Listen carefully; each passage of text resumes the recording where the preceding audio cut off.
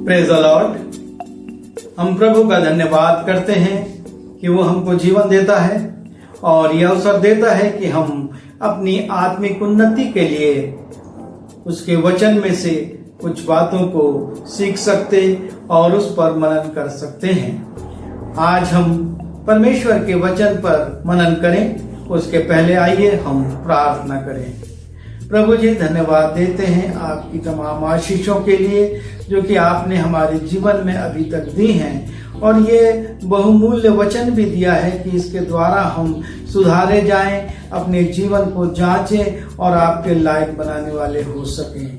मेरी सहायता कीजिए कि पवित्र आत्मा में होकर आपके पवित्र वचन को मैं बांट सकूं और जितने प्रिय सुनते हैं वो भी पवित्र आत्मा में होकर इसको ग्रहण करें और हम सब उस पर चलकर आपकी महिमा करें। विनती यीशु मसीह के नाम से मांगता हूं, आमीन। परमेश्वर के वचन याकूब उसके 4 अध्याय के 10वें पद में लिखा है, प्रभु के सामने दीन बनो तो वो तुम्हें शिरोमणि बनाएगा। और परमेश्वर का ये वचन हम हमेशा सुनते हैं, इस पर विचार करते हैं, पर जब कभी हम इसको किसी बाइबल के पात्र के ऊपर देखते हैं तो हमको और भी आनंद आता और हमको ऐसा लगता है कि परमेश्वर का वचन किस प्रकार से हमारे जीवनों में पूरा भी होता है। वो सिर्फ लिखा नहीं गया, लेकिन वो हमारे जीवनों में पूरा होता है। और जब ऐसा होता है तो हमारा विश्वास परमेश्वर के वचन पर और बढ़ता है कि परमेश्वर का वचन कितना सच्चा है। जब हम इस वचन को जिसमें लिखा है प्रभु के सामने दीन बनो तो वो शिरोमणि बनाएगा, इस बात को हम दाऊद राजा के जीवन से देखते हैं। जब हम पहला इतिहास में जाते हैं और उसके 17वें अध्याय के 16वें पद को देखते हैं, पहला इतिहास उसका 16वां अध्याय, और उसमें हम पाते हैं कि 17वें अध्याय के 16वें पद में कि किस प्रकार से दाऊद परमेश्वर के सामने दीन बनता है। जब हम इस बात को पढ़ते हैं तो हमारा मन आनंद से भर जाता है कि परमेश्वर के दास ने किस प्रकार से नम्रता और दीनता के साथ आपके सामने प्रार्थना की। लिखा है, तब दाऊद राजा भीतर जाकर यहोवा के सन्मुख बैठा और कहने लगा, हे परमेश्वर यहोवा, मैं क्या हूं और मेरा घराना क्या है कि तूने मुझे यहां तक पहुंचाया है। और हे परमेश्वर, ये तेरी दृष्टि में छोटी सी बात हुई, क्योंकि तूने अपने दास के घराने के विषय भविष्य के बहुत दिनों तक की चर्चा की है। और हे यहोवा परमेश्वर, तूने मुझे ऊंचे पद का मनुष्य सा जाना है। और यहां पर हम दाऊद को देखते हैं कि वो परमेश्वर के सामने बैठ जाता है, परमेश्वर के चरणों पर बैठ जाता है और तब परमेश्वर से कहता है कि हे यहोवा परमेश्वर, मैं क्या हूं। राजा दाऊद अपने एक अच्छे महल में था जो देवदार की लकड़ी का बना हुआ था, और उस महल में वो रहते हुए एक विचार नातान नबी पर प्रकट करता है और कहता है कि मैं तो एक मनुष्य हूं और मनुष्य होने के बावजूद इतने आरामदायक देवदार के महल में रहता हूं, पर परमेश्वर जो इस ब्रह्मांड का रचनाकार है, जिसने इस पृथ्वी को और इस आकाश को और सारी सृष्टि को बनाया है, उसका वाचा का संदूक एक तंबू में रहता है। और तब नातान नबी कहता है, तेरे मन में क्या है तो उसको कर। वो कहता है, राजा, कि मैं परमेश्वर के नाम से एक भव्य भवन बनाना चाहता हूं जिसमें उसकी आराधना हो, उसको भेंट चढ़ाई जाए और ये जो वाचा का संदूक है वो उसमें रखा जाए। और जब ये बात परमेश्वर सुनता है तो वो नातान नबी से कहता है, सुन, राजा दाऊद ने जो कहा है वो उसको पूरा नहीं कर पाएगा, क्योंकि उसने बहुत रक्त बहाया है, पर उसका निज पुत्र इस कार्य को करेगा, मेरे नाम का भव्य भवन वही बनवाएगा। और नातान नबी राजा को बता देता है और साथ ही साथ परमेश्वर की एक आशीष की भी चर्चा करता है कि तेरे इस सुंदर विचार के कारण परमेश्वर ने तेरे वंश को भी आशीष दे दी है। ना सिर्फ तुझको, लेकिन तेरे वंश को परमेश्वर ने आशीष दी है और कहा है कि इस्राएल की गद्दी पर सदैव कोई ना कोई दाऊद के वंश का व्यक्ति विराजमान होगा। और जब परमेश्वर दाऊद से इस प्रकार की प्रतिज्ञा करता है तो दाऊद का दिल विकल हो जाता है, परमेश्वर के प्रति धन्यवाद से भर जाता है और वो राजा परमेश्वर के सामने बैठकर कहता है, हे यहोवा परमेश्वर, मैं क्या हूं। वो अपने आप का मूल्यांकन करता है तो परमेश्वर के सामने अपने आप को बहुत छोटा पाता है। मैं क्या हूं? उसको स्मरण है कि मैं वास्तव में एक चरवाहा था। थोड़ी सी मेरी भेड़ बकरियां थी और उनको मैं जंगल में चराता था और परमेश्वर ने मुझको वहां से उठाया और मेरा अभिषेक हुआ।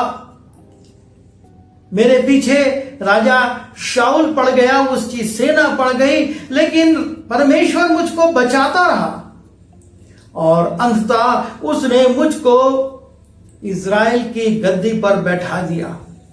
मैं पूरे इस्राएल राष्ट्र का राजा बन गया और इस ऊंचे स्थान पर पहुंच गया हूं कि अब पूरा देश, पूरा इस्राएल के पूरे 12 गोत्र मेरी अधीनता में है। कितने मंत्री, कितने सेनापति मेरे अधीनता में हैं, जो मेरे एक वाक्य पर काम करते हैं। मेरे पास धन ही धन है, रहने के लिए सर्वोत्तम स्थान है, और इस परिस्थिति में मुझको केवल लाया है परमेश्वर। और जब हम इस बात को उसके सुनते हैं तो हमको लगता है कि मनुष्य वास्तव में कितना अपने अंदर घमंड रखता है। वो छोटे से पद पर आ जाता है और अपने आप को बहुत बड़ा समझने लगता है। उसको थोड़े से अधिकार मिल जाते हैं और वो अपने को सर्वशक्तिमान समझने लगता है। उसको थोड़ी सी चीजें मिल जाती हैं, एक घर मिल जाता है, कुछ और बहुमूल्य वस्तुएं मिल जाती हैं और उसके पैर जमीन पर नहीं पड़ते। कितनी बार हम देखते हैं कि मनुष्य कितना छोटे स्थान पर रहता है, परमेश्वर उसको उठाता है और तब वो मनुष्य इतना व्यस्त हो जाता है कि परमेश्वर से प्रार्थना करने, परमेश्वर के भवन में जाने, परमेश्वर का वचन पढ़ने का भी उसके पास समय नहीं रहता। जब परमेश्वर के लोग उससे कहते हैं कि आराधना में आइएगा, वो कहता मैं बहुत व्यस्त हूं, मेरे पास समय नहीं है। ये व्यवस्था किसने दी? ये काम किसने दिया? पर हम जिसने दिया उसी को भूलकर अपने काम में व्यस्त हो जाते हैं। लेकिन राजा दाऊद इस बात को स्मरण रखता है। वो कहता है मैं क्या हूं? कहने के लिए मैं राजा हूं, कहने के लिए मैं बहुत अधिकार रखता हूं, कहने के लिए मेरे पास अथाह पूंजी है, धन संपत्ति है, महल है, रानियां हैं, बच्चे हैं और बड़ा राजपाट है। पर परमेश्वर के सामने जब वो बैठता है तो उसको महसूस होता है कि मैं कुछ भी नहीं हूं। परमेश्वर जिसने मुझको ये दिया है उसके सामने मेरा अस्तित्व, वो कहता है अपने गीत में कि मैं तो पिस्सू के समान हूं, एक छोटे से कीड़े के समान हूं। हे परमेश्वर, मेरी हैसियत क्या है कि तू मेरी चिंता करता है? यह है दाऊद की विनम्रता। वो कितना विनम्र होकर परमेश्वर के सामने आता है। और ना सिर्फ वो विनम्र होकर परमेश्वर के सामने आता है, कहता है मैं क्या हूं, उसके आगे वो कहता है और मेरा घराना क्या है। वो अपने परिवार की भी परिस्थिति याद करता है कि मेरे भाई तो राजा शाऊल की सेना में सैनिक थे, हमारे पास क्या पूंजी थी, हमारे पास क्या धन संपत्ति और क्या सामान था। मेरा घराना एक गुमनाम घराना था, कौन उसको जानता था। लेकिन परमेश्वर ने मेरे उस गुमनाम घराने को यहां तक बढ़ाया कि मेरा नाम अब इस्राएल के राजाओं की सूची में सम्मिलित हो गया। मेरे घराने का नाम, मेरे गोत्र का नाम, मेरे पिता का नाम इस सूची में आ गया कि इस्राएल के राजाओं में पहले बिन्यामीन गोत्र से शाऊल आया और उसके बाद यहूदा गोत्र से दाऊद आया। यिशै का पुत्र दाऊद राजा बना, पर उसके पहले मेरा घराना क्या था। और वो बड़ी नम्रता के साथ परमेश्वर से कहता है कि मैं क्या हूं और मेरा घराना क्या है, कि तूने मुझे यहां तक पहुंचाया है। वो इस बात को स्वीकार करता है कि मैं अपनी योग्यता से राजा नहीं बना हूं, मैं अपनी शक्ति से राजा नहीं बना हूं, ना मैं अपने घराने के कारण राजा बना हूं। वो कहता है तूने मुझे यहां तक पहुंचाया है। हम अपनी सफलताओं में, अपनी ऊंचाइयों में, अपने ऊंचे पदों में, अपनी डिग्रियों को, अपने परिश्रम को याद करते हैं। मैं रात रात भर पढ़ता था, कंपटीशन की तैयारी करता था और तब मैंने इस कंपटीशन को फेस करके इस ऊंचे पद को पाया है। कितने लोग रात रात पढ़ते हैं, कितने लोग उस कंपटीशन की तैयारी करते हैं, लेकिन परमेश्वर की दया हुई कि हम उसे ऊंचे पद पर पहुंचे। मैं स्मरण करता हूं कई बार विंबलडन के उस खिलाड़ी को, जिसको कि अचानक से मालूम हुआ कि उसको एड्स हो गया है। वो खिलाड़ी जिसने कि विंबलडन की ट्रॉफी को जीता था, पूरे विश्व में नाम था, उसको मालूम हुआ कि उसको एड्स हो गया है और अब वो बहुत जल्दी मर जाएगा, क्योंकि शक्ति में, शरीर में जो रोग प्रतिरोधक शक्ति होती है वो समाप्त होती जा रही है और एक छोटा सा भी रोग उसकी मृत्यु का कारण बन सकता है। और तब उसके एक प्रेमी ने उसको पत्र लिखा कि मुझको समझ में नहीं आ रहा है कि आप जैसे व्यक्ति को कैसे ये भयंकर रोग हो गया। खिलाड़ी ने लिखा, संसार में लाखों लोग टेनिस खेलना शुरू करते हैं, उसमें से कुछ हजार हैं जो कि प्रथम श्रेणी के टेनिस खेलने के खिलाड़ी तक पहुंच पाते हैं। 50 लोग विंबलडन में प्रवेश करते हैं और उनमें से एक व्यक्ति चैंपियन बनता है। जिस दिन मैं चैंपियन बना, मैंने यह प्रश्न नहीं किया कि मुझ में क्या योग्यता थी कि मैं विंबलडन का चैंपियन बन सका हूं। और आज भी मैं परमेश्वर से यह नहीं पूछूंगा कि मैं ही ऐसा क्यों हुआ, कि मुझको ये भयानक रोग क्यों हुआ। बाद में खोजबीन से पता चला कि एक गलत इंजेक्शन गलत व्यक्ति का लग जाने के कारण उसको ये हुआ था, लेकिन कालांतर में उसकी मृत्यु हो गई। उसने इस बात को प्रकट किया कि हम सफल होते हैं तब अपनी योग्यता समझने लगते हैं, लेकिन तब भी मैंने अपनी योग्यता नहीं समझी। और आज जब मैं इस तकलीफ से पीड़ित हूं, मैं इस बात के लिए परमेश्वर को दोषी नहीं ठहराता। हम अपने जीवन में देखें, परमेश्वर हमको ऊंचाइयों पर ले जाता है। परमेश्वर हमको सफलताएं देता है, अच्छे से अच्छे घर, अच्छे से अच्छे पद, धन संपत्ति, हर उत्तम वस्तुओं से, संतानों से, परिवार से नवाजता है। और वो सब हम सोचते हैं हमारी योग्यता है, लेकिन सच्चाई ये है कि ये सब परमेश्वर का है। दाऊद यही कहता है, तूने मुझे यहां तक पहुंचाया है। मैं आज जिस पदवी पर हूं, आज मैं जिस अधिकार को रखता हूं, आज जिस संपन्नता में हूं और जो नाम मेरा चल रहा है, वो सब परमेश्वर का अनुग्रह है। तूने मुझको यहां पहुंचाया है और भविष्य के बहुत दिनों तक की चर्चा की है और मुझे ऊंचे पद का मनुष्य सा जाना है। हमको अपनी योग्यताओं के लिए, अपने ऊंचे पद के लिए परमेश्वर का आदर मान करना है। हमको परमेश्वर को ये कहना है कि ये सब प्रभु तेरा अनुग्रह, तेरी दया है। यीशु मसीह ने कहा, मैं अपनी महिमा करना चाहूं तो मैं अपनी महिमा नहीं कर सकता, पर पिता मेरे साथ है और वो मुझ में होकर अपनी महिमा को करता है। परमेश्वर पुत्र इस बात को विनम्रता से कहता है, लेकिन हम घमंड करते हैं।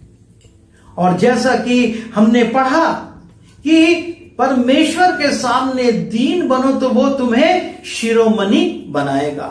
और जब दाऊद को हम देखते हैं, वो इस विनम्रता के साथ परमेश्वर के सामने आता है। परमेश्वर ने उसको किस रीति से शिरोमणि बनाया। परमेश्वर का पुत्र दाऊद के वंश से आया।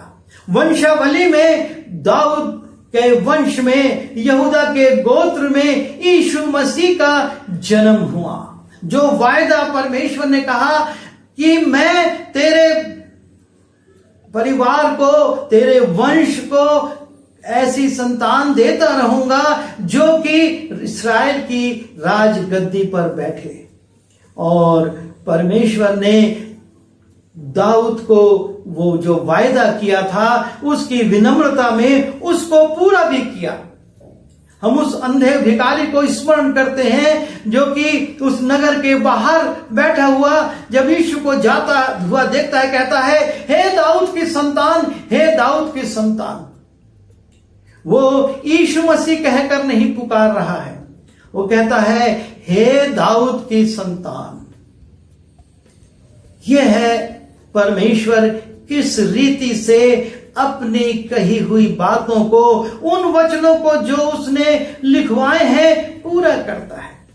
हम दाऊद के जीवन में इसको देखते हैं। भले ये बाद में याकूब ने लिखा, लेकिन इस बात को उसने स्मरण कराया कि यदि हम परमेश्वर के सामने नम्र बनेंगे तो वो हमको शिरोमणि बनाएगा। और बाइबल में से और बहुत से पात्र हैं जिनके जीवन में ये बातें पूरी हुई। परमेश्वर ने उनको शिरोमणि बनाया। दाऊद की विनम्रता को तो हम देखते हैं कि कैसे वो विनम्र होकर उसने प्रार्थना करी, परमेश्वर के सामने बैठ गया और कहने लगा, मैं क्या हूं, मेरा घराना क्या है, जो कुछ मैं हूं वो तेरे ओर से है और तूने मेरे वंश के लिए, मेरे भविष्य के लिए बहुत सी बातें कही हैं। जब हम नए नियम में आते हैं और पहला कुरिन्थी उसके 15वें अध्याय के 9वें और 10वें पद में जाते हैं, वहां पर हम देखते हैं कि पौलुस भी इस बात को कहता है। वो बड़ी विनम्रता से कहता है कि मैं कौन हूं, मैं तो इस लायक भी नहीं कि मैं प्रेरित कहलाऊं, मैं तो प्रेरितों में सबसे छोटा हूं। जब हम पहला कुरिन्थी उसका 15वां अध्याय और उसका 9वां पद देखते हैं, लिखा है, क्योंकि मैं प्रेरितों में सबसे छोटा हूं, वरन प्रेरित कहलाने के योग्य भी नहीं, क्योंकि मैंने परमेश्वर की कलीसिया को सताया था, परंतु मैं जो कुछ भी हूं परमेश्वर के अनुग्रह से हूं। पौलुस जिसने कि इतने सारे पत्र लिखे, जिसने कि इतनी यात्राएं की और यातनाएं भी सही, नाना प्रकार से वो प्रताड़ित किया गया, उसने कष्ट झेले और सुसमाचार प्रचार करने के लिए 4 लंबी जल यात्राएं भी उसने की। इसके बावजूद वो कहता है, उसकी विनम्रता को हम देखें, क्योंकि मैं प्रेरितों में सबसे छोटा हूं। उसने इतने काम किए, सब कुछ किए, लेकिन उनको नहीं कह रहा है कि मैंने इतना कुछ कर दिया, लेकिन वो कहता है मैं सबसे छोटा हूं, वरन प्रेरित कहलाने के योग्य भी नहीं। आजकल हम देखते हैं कोई अपने नाम के आगे प्रेरित लिख रहा है। किसने उसको ये डिग्री दी, किसने उसको ये पद दिया, हम नहीं जानते, लेकिन जब हम देखते हैं YouTube में या हम Facebook में, उनके नाम के आगे लिखा होता है अपोस्टल, प्रेरित। और पौलुस जिसने इतना कुछ कहा, वो कहता है मैं तो प्रेरित कहलाने के योग्य भी नहीं हूं। कितने अपने नाम के आगे भविष्यवक्ता लिखते हैं, लेकिन पौलुस ने इतनी बातें लिखी, यूहन्ना ने इतनी भविष्यवाणियां की, पूरा प्रकाशित वाक्य लिख दिया, लेकिन उसके नाम के आगे भविष्यवक्ता नहीं आया। ये उनकी विनम्रता है कि वो अपने आप को उन ऊंचाइयों पर जाने के बावजूद भी कहते हैं हम जो कुछ भी हैं, मैं जो कुछ भी हूं, परमेश्वर के अनुग्रह से हूं। हमको इस बात पर विचार करना होगा, हमको सोचना होगा, क्योंकि परमेश्वर कहता है यदि तुम मेरे सामने दीन बनोगे तो मैं तुमको शिरोमणि बनाऊंगा। और प्रेरितों में जितना नाम पौलुस ने कमाया, उतना दूसरे उसके चेले नहीं कमा सके। उन्होंने परिश्रम किया और अच्छा किया, लेकिन जो बात पौलुस की है, जो चर्चा पौलुस की होती है, जो पूरी थियोलॉजी पौलुस के पत्रों से ली गई है, उस पद तक और कोई नहीं पहुंचा। लेकिन वो कहता है मैं प्रेरित कहलाने योग्य नहीं हूं, मैं तो कलीसिया का सताने वाला हूं, और जो कुछ हूं अभी परमेश्वर के अनुग्रह से हूं। जब हम प्रेरितों का काम उसके 3 अध्याय के 11वें पद में जाते हैं, वहां पर एक बहुत बड़ा आश्चर्य कर्म पतरस और यूहन्ना करते हैं। एक जन के लंगड़े को वो यीशु मसीह के नाम से चलता फिरता कर देते हैं, और तब भीड़ लग जाती है, लोग दौड़ दौड़ के जमा होने लगते हैं, आश्चर्य से देखने लगते हैं उस लंगड़े व्यक्ति को और इन यीशु मसीह के 2 चेलों को। और तब पतरस कहता है, मैं प्रेरितों का काम उसके 3 अध्याय के 11वें पद से पढ़ रहा हूं। जब वो पतरस और यूहन्ना को पकड़े हुए था तो सब लोग बहुत अचंभा करते हुए उस ओसारे में जो सुलेमान का कहलाता है उनके पास दौड़े आए। ये देखकर पतरस ने लोगों से कहा, हे इस्राएलियों, तुम इस मनुष्य पर क्यों अचंभा करते हो और हमारी ओर क्यों इस प्रकार से देख रहे हो कि मानो हम ही ने अपनी सामर्थ या भक्ति से इसे चलता फिरता कर दिया है। 2 बात वो कहता है, ये मत समझो कि हमने अपनी सामर्थ या भक्ति, क्योंकि इन दिनों में यही बातें बहुत सुनने को मिलती हैं। मैंने इतने रोगियों को, इतने अंधों को, इतने लंगड़ों को, इतने मृतकों को जीवित कर दिया। ये हमारी भक्ति या ये हमारी शक्ति नहीं है, लेकिन ये सब परमेश्वर का अनुग्रह है। और इसलिए पतरस कहता है कि यह देखकर पतरस ने लोगों से कहा, हे इस्राएलियों, तुम इस मनुष्य पर क्यों अचंभा करते हो और हमारी ओर क्यों इस प्रकार से देख रहे हो, मानो हम ही ने अपनी सामर्थ्य या भक्ति से इसे चलता फिरता कर दिया। इब्राहिम और इसहाक और याकूब के परमेश्वर, हमारे बाप दादों के परमेश्वर ने अपने सेवक यीशु मसीह की महिमा वो प्रकट करता है कि ये सारी महिमा केवल यीशु मसीह की है, जो परमेश्वर ने प्रभु यीशु मसीह के माध्यम से हमसे करवाई है। ये यीशु मसीह की महिमा है। और इसलिए कहते हैं वो कि तुमने उस यीशु को क्रूस पर चढ़ा दिया, उसको महिमा नहीं दी, लेकिन हमने उसी के नाम से इसको चंगा किया है। ये हमारी योग्यता नहीं है। और उन्होंने सारा आदर महिमा परमेश्वर को दिया। पौलुस ने सारा आदर महिमा परमेश्वर को दिया कि ये उसका अनुग्रह है, मैं अपनी ओर से कुछ नहीं कर रहा हूं।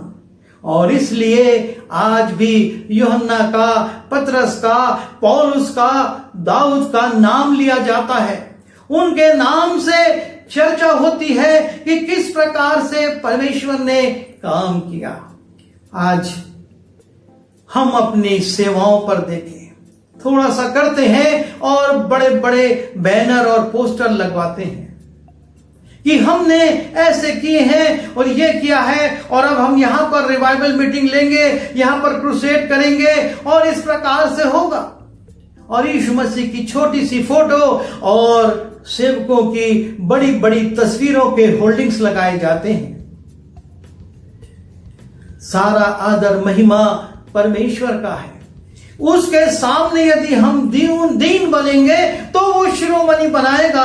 और इसलिए परमेश्वर ने दाऊद को इतना उठाया, पौलुस को इतना उठाया, यूहन्ना को और पतरस को इतना उठाया, क्योंकि वो परमेश्वर के सामने दीन बने और परमेश्वर ने उनको शिरोमणि बना दिया। हम पहले से शिरोमणि बन जाते हैं, दीन बनना भूल जाते हैं, और इसलिए थोड़े समय के बाद हम लोप हो जाते हैं, हमारा नाम लोप हो जाता है, हमारा अस्तित्व समाप्त हो जाता है, और एक हम मिथ बनकर, एक कथा बनकर रह जाते हैं। परमेश्वर हमारी सहायता करे कि हम अपने जीवन में परमेश्वर के सामने दीन बने, ताकि वो हमको शिरोमणि बनाए। आइए हम प्रार्थना करें। हे परमेश्वर पिता, हम धन्यवाद देते हैं कि आपने अपने पुत्र हमारे प्रभु यीशु मसीह के माध्यम से ये कहा कि तुम इनसे भी बड़े बड़े काम को करोगे। और प्रभु, आपके दासों ने बड़े बड़े काम भी किए और आपने उनको ऊंचा उठाया। हम जब अब संसार में हैं और हमारा काम है कि हम आपके नाम को महिमा दें, हमको शक्ति दीजिए कि हम दीन बन सकें, ताकि आप हमारे को उठाएं और हमारी सेवाएं आपको ग्रहण योग्य हों। नित्य यीशु मसीह के नाम से मांगता हूं, आमीन। आइए आशीष ग्रहण करें। अब जो तुम्हें ठोकर खाने से बचा सकता है और इस पृथ्वी पर शिरोमणि बना सकता है, उस अद्वैत परमेश्वर पिता का प्रेम, प्रभु यीशु मसीह का अनुग्रह और पवित्र आत्मा की सहभागिता प्रभु यीशु मसीह के दूसरे आगमन तक हर एक के साथ जिन्होंने इस वचन को सुना है बनी रहे। आमीन।